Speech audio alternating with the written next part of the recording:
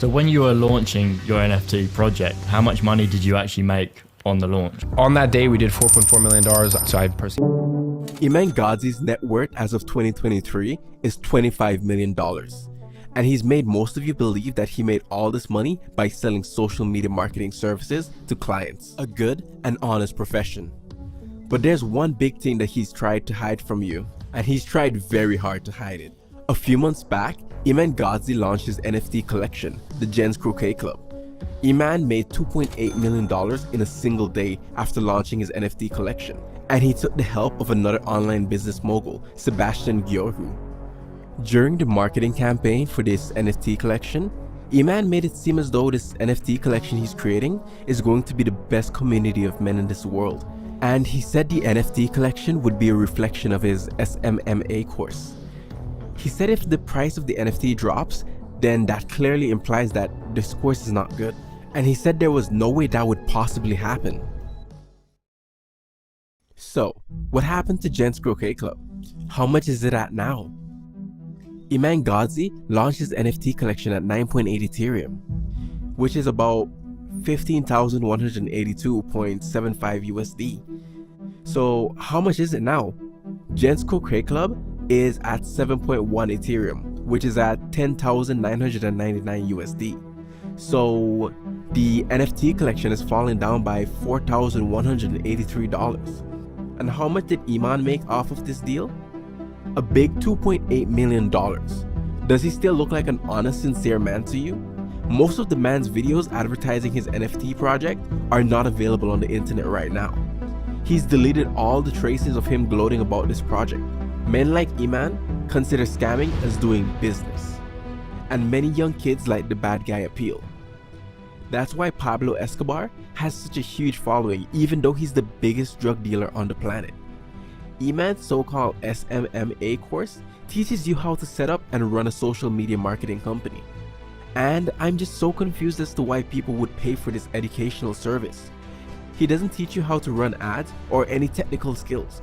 He's just telling you how to contact people and sell your services to them. So you're telling me that people can't just make a list of businesses in their area and contact them? That's literally all he teaches. When Iman said that this NFT project would be a reflection of his course, I really assumed that this NFT project was going to be a great hit. But looking at how it's turned out now, we can all say that he's just another internet scammer. For him, this $2.8 million may not be much, considering that he just gives people that he just met the most expensive watches. Iman literally gave Sneeko a watch worth $500,000, and it's not like Sneeko is his close friend or anything. But what about the people who believed in him and invested in his projects? Many people probably invested all their savings really believing in Iman's words. I've noticed that most of the people who support Iman are these young kids who have not bought his courses or have been victims to any of his scams. I'm so sure Iman makes his students sign a contract before joining his course. I've seen other online gurus do so, and I'm sure Iman does that too. Many users on Reddit have expressed their thoughts on Iman and his NFT project. This guy, Deadlifts Bruh, obviously another Smma male kid, I can tell by the username, has expressed himself on Reddit saying his friend got sucked into the NFT club, and Iman just didn't keep up his promise with all the value he would provide. And he quoted Iman's exact words like I did earlier. There were so many videos on the internet where Iman literally promised that his NFT would go up in value, and there was no chance of the price falling down, and the price is literally down by $5,000. Another guy on Reddit posted saying that Iman Gadzhi made fun of people buying his course. I'm not shocked that Iman would do something like this, because looking at his behavior on Sneeko's podcast will tell you how arrogant and dishonest this man is. I was basically telling my mom about it, you know. Oh my God! I was telling my mom about it over the phone, and she was like, Iman lies on multiple podcasts saying he came from a really poor family. But the truth is, this man grew up in one of the richest neighborhoods in London and was driven around in a Rolls Royce. This whole act of being poor was just so people like you and me could relate to him, so we would invest in any of the bullshit he buys. But let's get back to his NFT project. I've made a video on how his personal surroundings shaped him into turning so evil.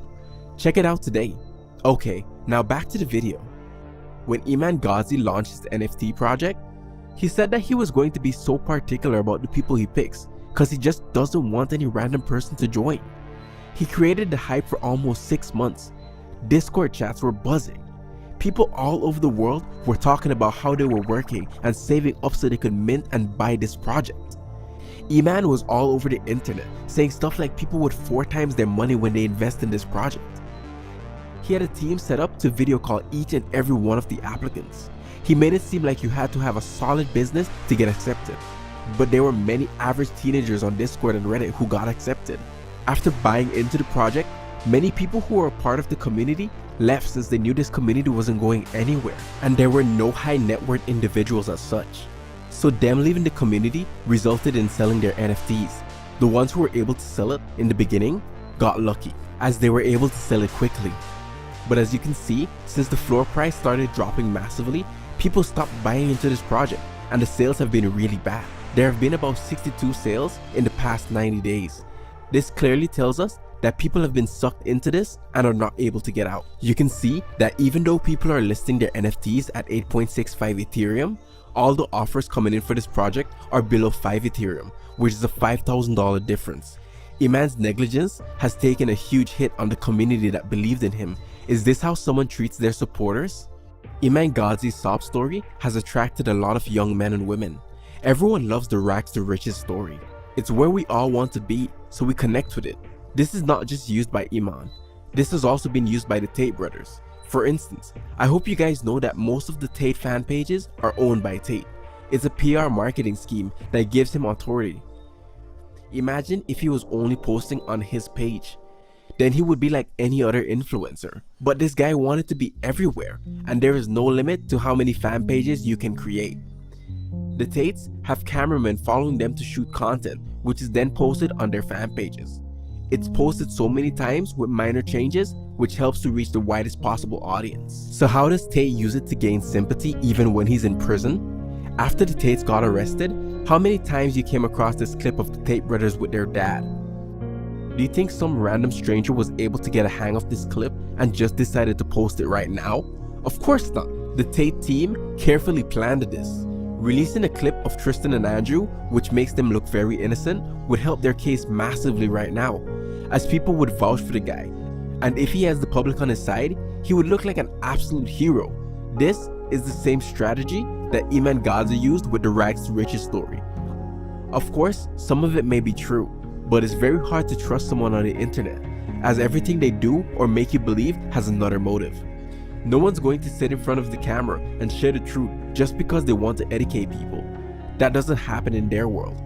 If he's spending an hour on his video, then he's going to make sure he makes a good bag from it. It starts small, but as they go up, they keep wanting more. We're at the end of our video. I hope you guys enjoyed it. I'm the new Sherlock Holmes on YouTube. Make sure to hit the subscribe button for more stories. All my wounds begin to howl. Wake me up, the time is now. Can you hear the drum?